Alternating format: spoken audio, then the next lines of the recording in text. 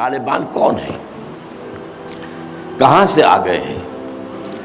کوئی 30 سال پہلے تو ان کا کوئی تذکرہ نہیں تھا۔ ہاں، افغانستان میں طالب علموں کو طالبان کہہ دیا جاتا تھا، اس پہلو سے تو وہ موجود تھے، لیکن طالبان ایک سیاسی یا عسکری قوت کی حیثیت سے کیسے منظر پر آئے، اس کے لیے ذرا سرسری سے آپ کو جائزہ لینا ہوگا افغانستان کی تاریخ کے پچھلے 30-35 سالوں کا۔ افغانستان میں آپ کو معلوم ہے کئی سو سال سے ایک بادشاہی نظام چل رہا تھا، اور اکثر و بیشتر بڑا اطمینان کے ساتھ چل رہا تھا، امن کے ساتھ چل رہا تھا۔ اگرچہ افغانستان کے جو دیہی علاقے تھے ان میں رہنے والوں کی جو اکثریت، عظیم اکثریت ہے، وہ بڑی شدید مذہبی انداز کی تھی، نماز، روزہ اور اس پردہ، حجاب، یہ ان کے کلچر میں شامل ہے۔ یوں سمجھیے کہ یہ مذہب ہونے کا پہلو بعد میں آتا ہے، ان کے کلچر کا جز ہے۔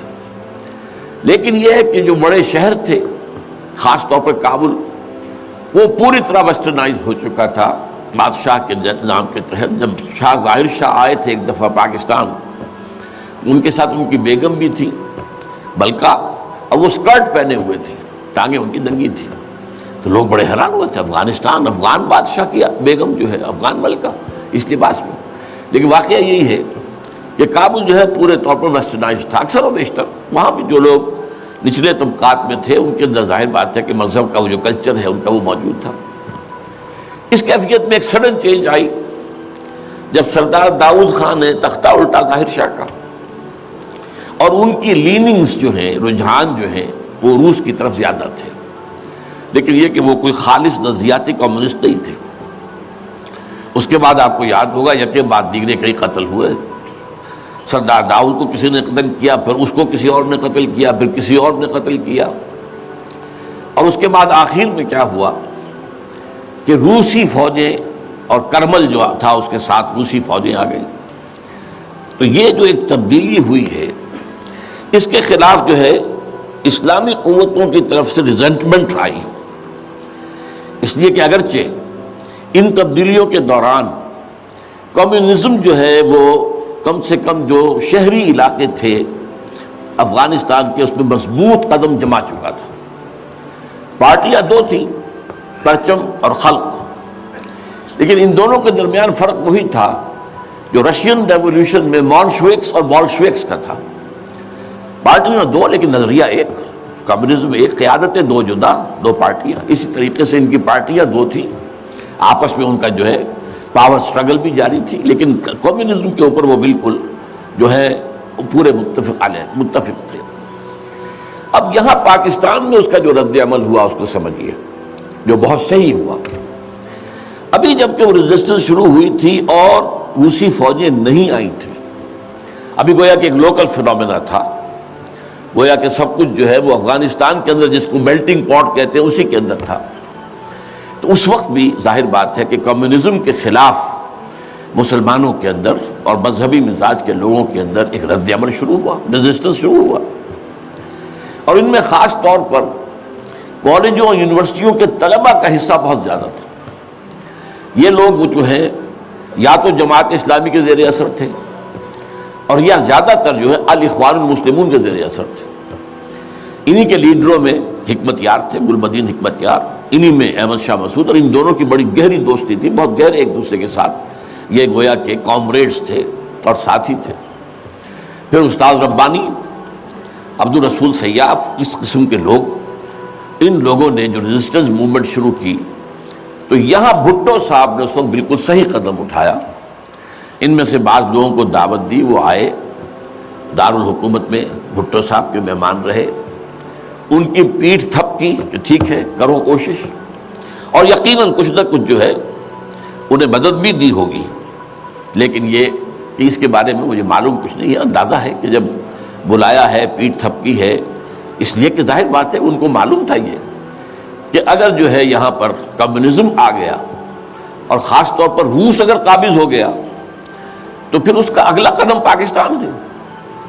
گویا کہ وہ جو صدیوں پرانا خواب ہے روسیوں کا، وہ زار کے زمانے کا خواب ہے کہ سائبیرین ریچ جو ہے وہ بہت ہی چاہتا تھا کہ کسی طریقے سے یہ افغانستان اور پاکستان کو رونگتے ہوئے، اور وہ جو ہے بحیرہ عرب، عربین سی اور بحر ہند، انڈین اوشن کے گرم پانیوں تک پہنچ جائے۔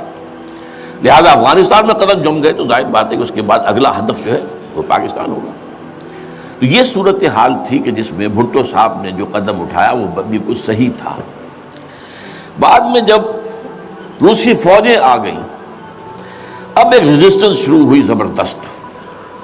ان میں سب سے پہلی ریزسٹنس جو ہے وہ در حقیقت جو جہاد شروع ہوا ہے وہ جہاد فی سبیل الحریت تھا۔ اس کی بنیاد مذہبی نہیں تھی بلکہ آزادی، اس لیے کہ افغان قوم جو ہے وہ غلام رہنے کی عادی نہیں ہے، اس کے لیے ذہناً تیار نہیں، جذباتی طور پر تیار نہیں، یہ پوری تاریخ کی حقیقت ہے۔ یہ چنانچہ اسی زمانے میں جب روس کے خلاف جنگ جاری تھی اور جہاد ہو رہا تھا افغانستان میں، تو مارگریٹ تھیچر ایک دفعہ آئی تھی پاکستان کے دورے پر، اور وہ طورخم پر جا کر انہوں نے خطاب کیا تھا کچھ لوگوں سے، جس میں بڑے تاریخی جملے مجھے آج تک یاد ہیں۔ We learnt our lesson and the Russians will also soon learn their lesson۔ Afghanistan کے بارے میں ہم نے سبق سیکھ لیا تھا، ہم نے بار بار فوج کشی کی اور فتح کیا، لیکن اپنا قبضہ برقرار نہیں رکھ سکے۔ اسی طریقے سے بالفرض اگر روس نے قبضہ کر بھی لیا تو وہ یہاں رہ نہیں سکے گا۔ یہ سبق جو ہے ہم نے تو سیکھ لیا ہے، روسی بھی سیکھ لیں گے۔ بہرحال اس وقت جو صورتحال پیدا ہوئی اس میں ایک فیکٹر جو نیا آیا اس کو ذہن میں رکھیے۔ اس وقت پورے عالم اسلام میں احیاء اسلام اور نفاذ شریعت کا ایک جذبہ پروان چڑھ رہا تھا۔ یہ جذبہ شروع ہوا ہے کب؟ جب کہ کولونیل رول کا بستر طے ہونا شروع ہوا۔ یہ یورپین جو پاورز تھی انہوں نے اپنا بسترا رول کرنا شروع کیا، تو جیسے جیسے مسلمان ممالک آزاد ہوئے ان کو یاد آیا، جیسے آدمی کو نیند سے اٹھے تو یاد آیا کہ میں نے کوئی خواب دیکھا تھا، یاد آیا کہ ہمارا بھی تو ایک نظام ہوتا تھا نا، یہ انگریزوں کے آنے سے پہلے یا ولندیزیوں کے آنے سے پہلے یا فرانسیسیوں کے آنے سے پہلے یا اطالویوں کے آنے سے پہلے یا اسپینیئرز کے آنے سے پہلے، یہ آخر ہمارا ایک نظام تھا، تو اب ہم اس نظام کو دوبارہ قائم کریں۔ یہ ایک جذبہ تھا، اگرچہ مبہم تھا، واضح نہیں تھا، اور یہ کہ آج کے دور میں اسلامی نظام کیا ہوگا، کیسے ہوگا، اس کے کوئی واضح تصورات نہیں تھے، لیکن جذبہ موجود تھا۔ اسی کو علامہ اقبال نے جو ہے ابلیس کی زبان سے کہلوایا ہے، وہ ابلیس کی مجلس شورا میں، کہ ہے اگر کوئی خطر مجھ کو تو اس امت سے ہے، نہ مجھے جمہوریت سے کوئی اندیشہ ہے، ہم نے خود شاہی کو پہنایا جمہوری لباس، یہ تو ہم نے خود ہی اس کو لباس اڑا دیا ہے شاہی کو، اور اسے جمہوریت کا رنگ دے دیا ہے۔ وہ انڈیویجول ساورنٹی کی بجائے ایک پاپولر ساورنٹی، کلیکٹیو ساورنٹی، وہ شرک جو کا تو ہے، کفر جو کا تو ہے، اور نہ مجھے اشتراکیت سے کوئی اندیشہ ہے۔ کب ڈرا سکتے ہیں مجھ کو اشتراکی کوچہ گرد؟ ہاں ہے اگر کوئی خطر مجھ کو تو اس امت سے ہے جس کی خاکستر میں ہے اب تک شرار آرزو۔ یہ جو جذبہ تھا اور یہ جو تڑپ تھی، یہ اگرچہ پورے عالم اسلام میں تھی، لیکن کہیں بھی اس کی کوئی کامیابی کی صورت نظر نہیں آ رہی تھی، جذبہ موجود تھا۔ اس وقت ایسا ہوا کہ جہاد افغانستان کو ایک تو اس جذبے نے سپورٹ کیا، اور یہ جذبہ کھنچ کر آیا کہ شاید ہاں افغانستان کے اندر اب یہ کام عملاً ہو جائے گا۔ اس لیے پوری دنیا سے لوگ آئے، والنٹیئرز آئے، انہوں نے جانیں دی، انہوں نے وہاں پر محنتیں کی، اپنے کوئی انڈونیشیا سے چلا آ رہا ہے، کوئی برما سے چلا آ رہا ہے، کوئی فلسطین سے چلا آ رہا ہے، کوئی فلپائن سے چلا آ رہا ہے، کوئی تھائی لینڈ سے چلا آ رہا ہے، کوئی سعودی عرب سے چلا آ رہا ہے، کوئی مصر سے چلا آ رہا ہے، کوئی لیبیا سے چلا آ رہا ہے، کوئی چچنیا سے چلا آ رہا ہے، یہ سارے لوگ آئے وہاں، اس لیے کہ جذبہ یہ کہا گیا کہ یہ جہاد فی سبیل اللہ ہے۔ میں واضح کر چکا ہوں کہ میرے نزدیک وہ جہاد فی سبیل اللہ نہیں تھا۔ جہاد فی سبیل اللہ کی جو شرائط ہیں وہ یہ ہے کہ پہلے دعوت اور اس میں اتمام حجت، پھر جو دعوت کو قبول کرے انہیں منظم کرنا، ڈسپلن آرگنائزیشن میں لانا، ایک امیر کے تابع ہو کر اس سے بیعت کر کے، اور پھر یہ کہ ان کی تربیت، ان کا تزکیہ یہ ہو کہ دل میں سوائے اللہ کی رضا کے کوئی اور جذبہ باقی نہ رہ جائے۔ یہ مال و دولت دنیا یہ نہیں، کچھ نہیں، نہ حکومت نہ سیادت، صرف اللہ کا، اللہ کی رضا، اور یہ کہ جذبہ اتنا ابھر آئے کہ تن من دھن حتیٰ کہ جان دینے کے لیے تیار ہو جائے۔ یہ ساری شرائط ہیں جہاد فی سبیل اللہ کی. ظاہر بات ہے کہ وہاں پر تو جو ایک دم حملہ ہو گیا اور روسی فوجی آ گئے تو نہ ان کاموں کا موقع تھا نہ اس کے لیے وقت تھا, وہ لوگ کھڑے ہو گئے. یہ جہاد فی سبیل الحریت تھا, آزادی کا جہاد. اور مسلمان جب آزادی کا جہاد کرتا ہے تو وہ بھی جہاد فی سبیل اللہ ہی کی ایک قسم ہے, جائز جہاد ہے, اس میں جان دینا بھی شہادت ہے. اگرچہ وہ جو ایک مثبت جہاد فی سبیل اللہ وہ تو ہمیں سیرت صحابہ اور سیرت النبی صلی اللہ علیہ وسلم میں اس کا پورا نقشہ ملتا ہے. بہرحال ایک تو یہ کہ وہ کشش ان کو کھینچ کر لائی. دوسری طرف امریکہ نے وہ یہ چاہتا تھا کہ اسے نظر آ گیا کہ روس سے ایک تو جو بڑا پرانا اکاؤنٹ ہے, یعنی یہ کہ جو ویتنام میں روسیوں کے ہاتھوں شکست کھائی تھی امریکہ نے اور بھاگا تھا وہاں سے, تو گویا کہ اس کا بدلہ لینے کا یہ سنہرا وقت آ گیا ہے. اس سے بھرپور فائدہ اٹھایا جائے, اور یہ کہ اگر ہو سکے تو شاید اس حد تک بھی ان کے خیال میں ہو کہ یو ایس ایس آر کو ختم کر دیا جائے. میرے خیال میں ایسا نہیں تھا, وہ یہ نہیں سمجھتے تھے کہ یو ایس ایس آر ختم ہو جائے گا, لیکن یہ کہ بہت کمزور ہو جائے گا اور یہ کہ اس کی بلیڈنگ ہو جائے گی. اس کے لیے اس نے اس جہاد کا غلغلہ دوسروں سے بڑھ کر, مسلمانوں سے بڑھ کر جو ہے دنیا میں بلند کیا, اور ان جہادی لیڈروں کا کردار بنایا پوری دنیا میں, ان کی شخصیت کی امیجز بنائی ہیں.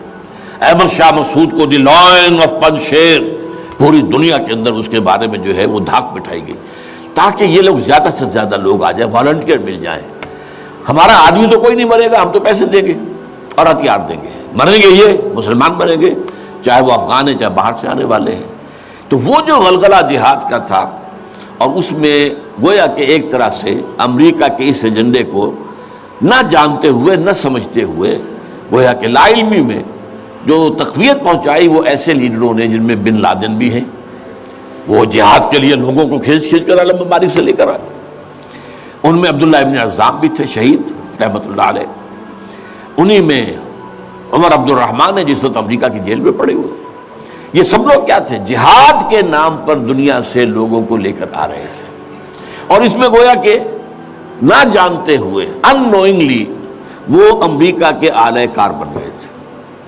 بہرحال اس میں نتیجہ جو نکلا, مجاہدین جب مجاہدین کو فتح ہو گئی, ظاہر بات ہے اس میں دونوں فیکٹرز ان میں رکھیے, صرف مجاہدین کی سرفروشی اور جاں فشانی نہیں, امریکہ کے ہتھیار نے یقیناً اس میں ایک بڑا ڈیسائسو رول پلے کیا.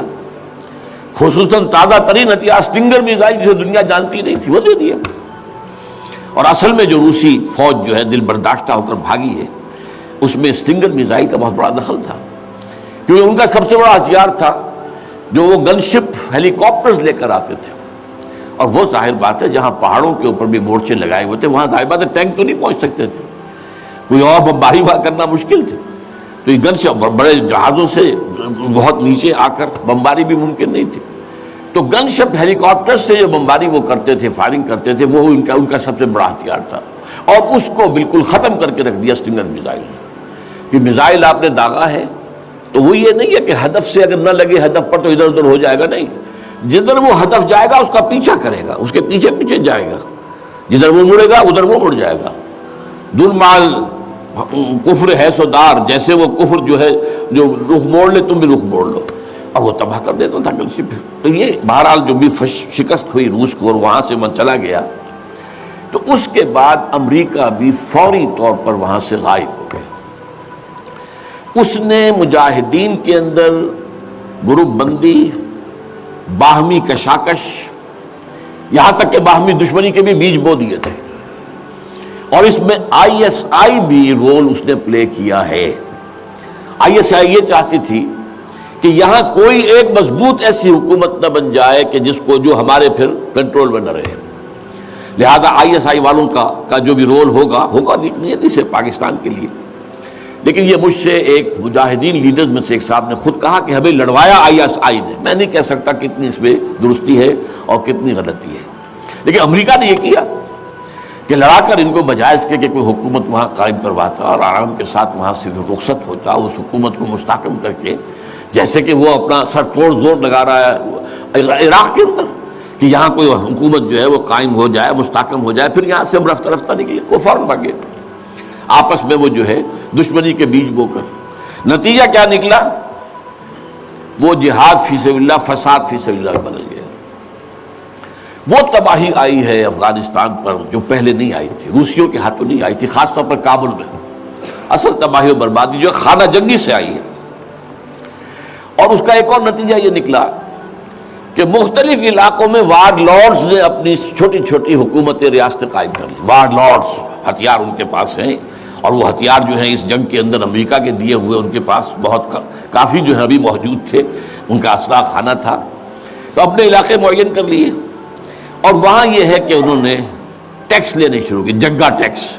جو بھی گاڑی گزرے، بس گزرے، کوئی منی بس گزرے، کوئی ٹیکسی گزرے، ٹیکس دو. یہاں سے نکل کر اگلے میں گئے تو وہاں پھر ٹیکس دو. وہاں سے نکل کر اگلے کوئی وارڈ لارڈ کا علاقہ گیا، وہاں ٹیکس دو. اور نہ صرف یہ کہ ٹیکس، بلکہ وہ یہ بھی کہا جاتا ہے کہ وہ خوبصورت عورتوں کو بھی اتار لیتے تھے اور خوبصورت لڑکوں کو بھی اتار لیتے تھے. یہ جو صورتحال تھی، اس سے افغان لوگوں کا کہ ناک میں دم آ گیا، سخت پریشان ہو گئے.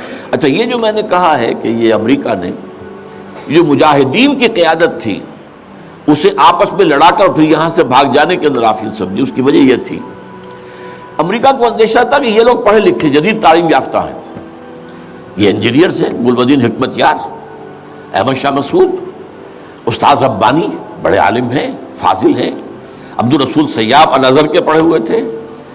اسی طریقے سے صبغت اللہ جو ہیں وہ بھی بڑے عالم آدمی تھے اور پڑھے لکھے آدمی تھے، جدید تعلیم یافتہ بھی اور قدیم تعلیم یافتہ بھی.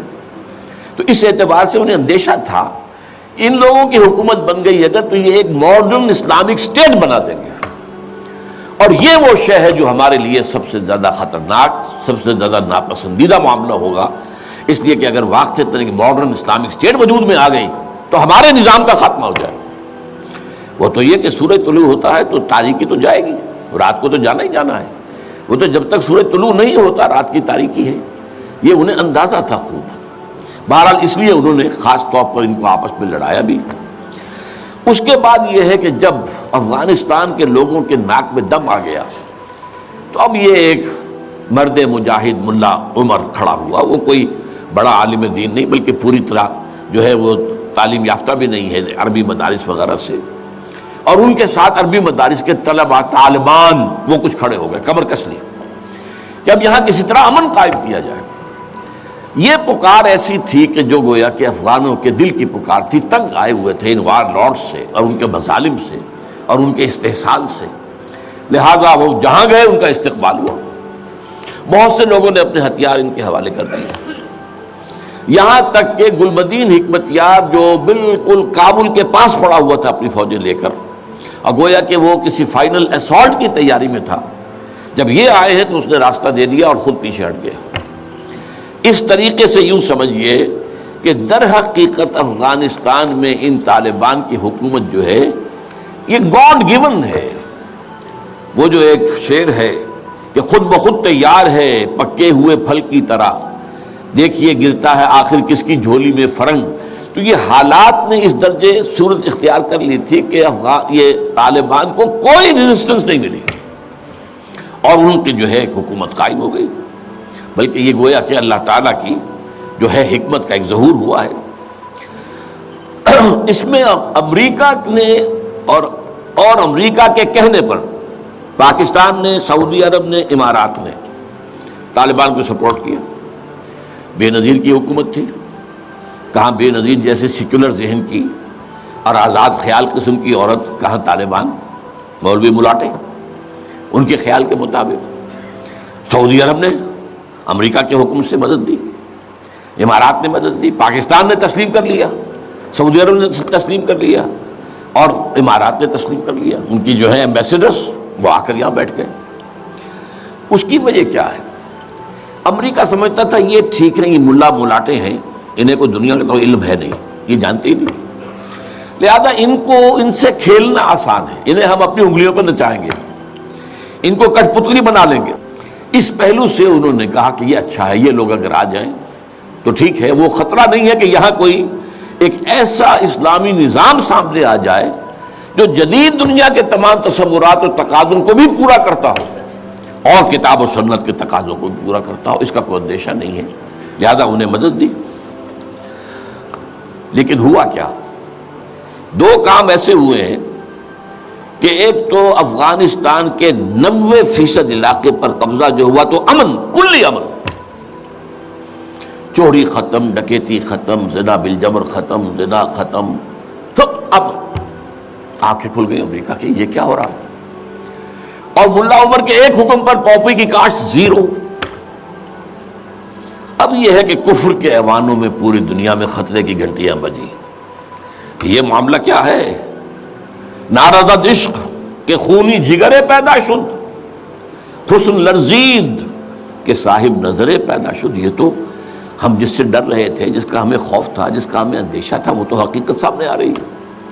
ابھی تو پورا نظام کی کوئی بات نہیں ہے، ابھی تو انہوں نے چند سزائیں نافذ کی ہیں، اس سے زیادہ تو ابھی ان کا کانسرٹ بھی کوئی نظر نہیں آیا۔ ہم خود جب گئے ہیں وہاں پر، میں ایک وفد لے کر گیا ہوں، تو نہ ان کے ذہن میں کوئی سیاسی نظام کا کوئی واضح تصور تھا، نہ میں نے ان سے پوچھا آپ کی کوئی پارلیمنٹ مجلس شورا مجلس ملی کہ نہیں، کوئی نہیں ہے، نہ کوئی معاشی نظام کا ان کے سامنے نقشہ تھا۔ میں نے پوچھا کہ آپ کے یہاں بینک ہیں کہ نہیں ہے، میں نے کہا آپ اپنا پیسہ کہاں رکھتے ہیں؟ ہمارے پاس پیسہ ہے ہی نہیں۔ مطلب یہ کہ یہ کوئی نظام کی بات تھی نہیں، لیکن یہ کہ چوری کا ہاتھ کاٹنا، زنا کی سزا دینا، رجم کرنا، قتل کے بدلے قتل علی الاعلان میدان کے اندر، اور سر جو ہے قلم کرنا یا سینے کے اندر۔ ایک صاحب نے جو کہ آئی وٹنس تھے، انہوں نے دیکھا تھا کہ ایک شخص نے ایک دوسرے شخص کو قتل کیا سینے میں خنجر بھونک کر، اب اس کو پکڑ کر رسیوں سے باندھ کر لا کے ڈال دیا گیا اسٹیڈیم کے اندر، کھلا اور ٹھٹ لگے ہوئے لوگوں کے دیکھ رہے ہیں، اور اس کی بیوی سے، مقتول کی بیوی کے ہاتھ میں خنجر دے کر کہا گیا بھونکو اس کے سر، اس کے سینے کے اندر، اس نے کیا۔ اب یہ جو مناظر ہیں، ان کو دیکھنے کے بعد کیا کہیں کوئی جرم رہ جائے گا؟ جیسے کہ اس سے پہلے بھی تھا معاملہ دنیا کے سامنے کہ سعودی عرب جو ہے وہ کرائم فری ایک معاشرہ بن گیا تھا جب سے وہاں پر اسلامی جو حدود اور تعزیرات نافذ ہوئی۔ یہ معاملہ انہوں نے دیکھ لیا کہ یہ تو ہو گیا، تو اس اعتبار سے ان کو جو ہے اب بڑی شدید خطرے کی بات ہوئی۔ البتہ یہ ضرور نوٹ کر لیجئے کہ اس ابتدائی عرصے میں طالبان سے کچھ غلطیاں بھی ہوئیں۔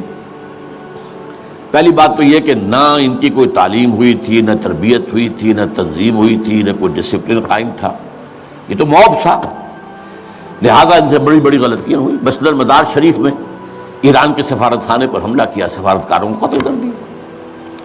پھر یہ کہ ان کے اندر مذہبی شدت پسندی بہت تھی، کٹر حنفیت، اور اس کے اندر کچھ نہ کچھ تشدد کا ایلیمنٹ بھی۔ ظاہر بات ہے ان عام لوگوں کے ان پڑھ لوگ، اب ان کے ذہن میں جو چیزیں تھیں، داڑھی جو ہے سنت موقدہ ہے، نہیں رکھتا اس کو سزا دو، اور حجام جو ہے اس کا سر قلم کر دو اگر وہ شیونگ کرتا ہے تو۔ اسی طریقے سے پردے کا شدت کے ساتھ نفاذ کیا گیا، عورتیں باہر کیوں نکلیں، اپنے گھروں میں رہو، یا یہ کہ پورا برقع لے کر نکلو، جو بھی آپ کے ہاں دنیا بھر میں شٹل کاک جس کو کہتے ہیں، وہ جو ایک خیمے کی شکل میں ہوتا ہے، تو وہ لے لو۔ تو اس حوالے سے تشدد پسندی بھی ہوئی ہے، اور کچھ غلطیاں بھی ہوئی ہیں، کچھ زیادتیاں بھی ہوئی ہیں، اور کچھ انتہائی تنگ نظر مذہبیت بھی ہوا۔ یہ حقائق ہیں جو ہمیں ماننے پڑیں گے۔